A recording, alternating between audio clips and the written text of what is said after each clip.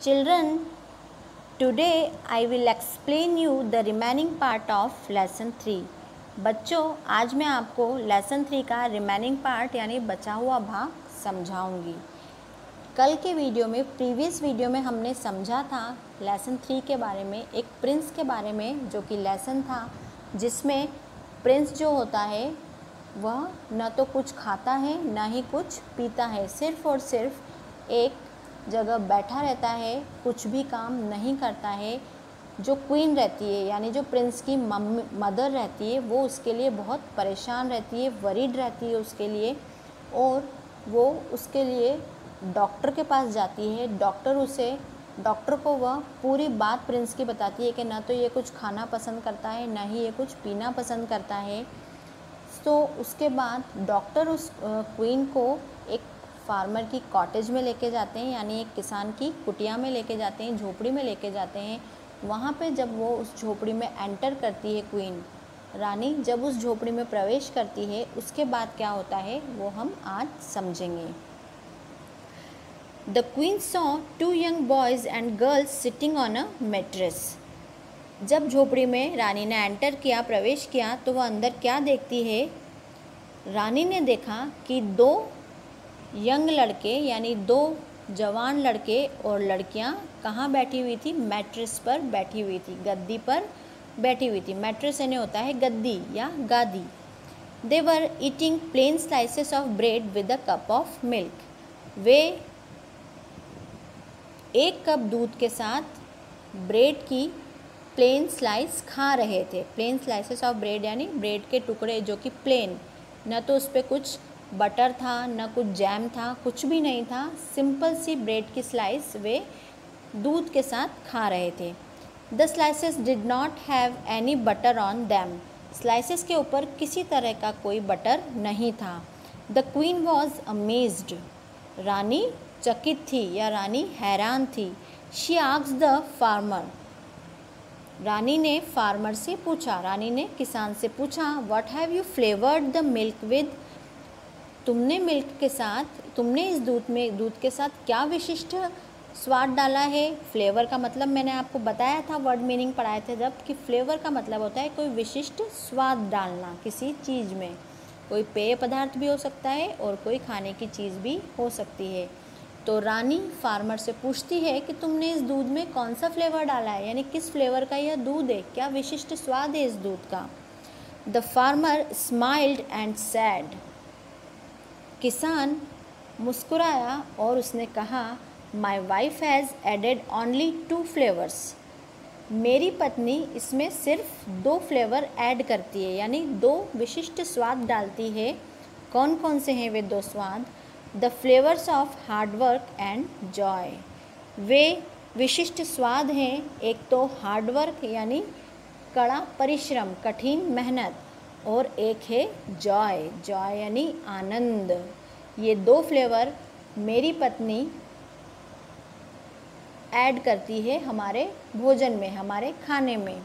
My children work hard. मेरे बच्चे कड़ी मेहनत करते हैं, कड़ा परिश्रम करते हैं। They look after my cows and hence.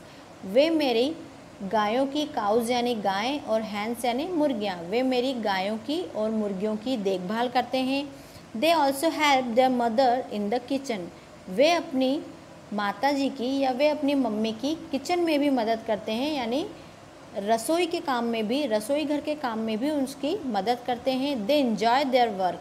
और सबसे बड़ी बात क्या है कि वे अपने काम को इन्जॉय करते हैं। इन्जॉय करना यानी जो भी काम वे करते हैं वो बहुत ही आनंदित होकर करते हैं, आनंद के साथ करते हैं, खुशी खुशी करते हैं। At the time of dinner as they are hungry they enjoy even the simple food and have also learn to relish it. और जब रात के भोजन का समय होता है, जब वे भूखे होते हैं, तो वे सिंपल से फूड को यानी साधारण से भोजन को भी बड़े ही खुशी खुशी खाते हैं, और उस भोजन को उन्होंने, उस साधारण से भोजन का भी उन्होंने मज़ा लेना, रैलिश यानी मज़ा लेना, मज़ा लेना सीख लिया है। That is relish. रैलिश का मतलब होता है आनंद के साथ खाना या मज़े के साथ खाना। तो सिंपल से फूड को भी वे बड़े ही आनंद लेके खाते हैं, मज़े के साथ उसको उन्होंने खाना सीख लिया है। The queen left the cottage with contentment mood.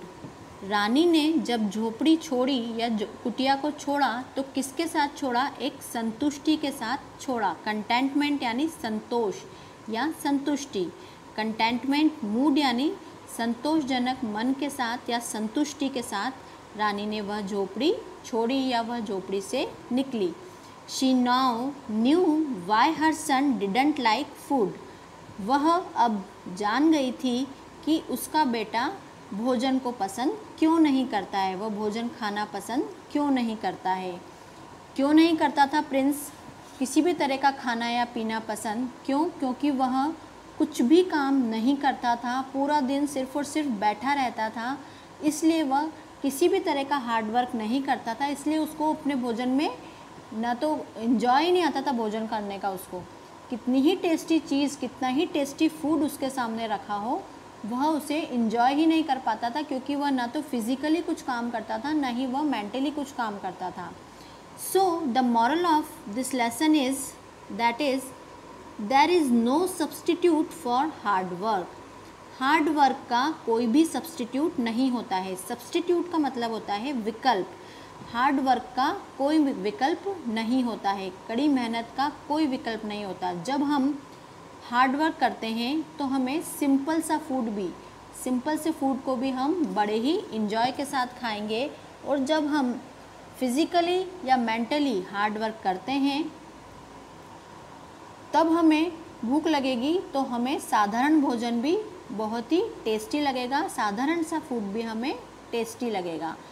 इसलिए हमें इस लेसन से क्या सीखना चाहिए? हमें ये सीखना चाहिए कि हमें मेंटली और फिज़िकली हार्ड वर्क करना चाहिए, जिससे कि हमें अच्छे से भूख लगे और हम जो भी खाना खाएं, जो भी भोजन हमारे सामने हो, उसको हम आनंद लेके खा सकें, उसका हम मज़ा ले सकें। I hope you will have understand this lesson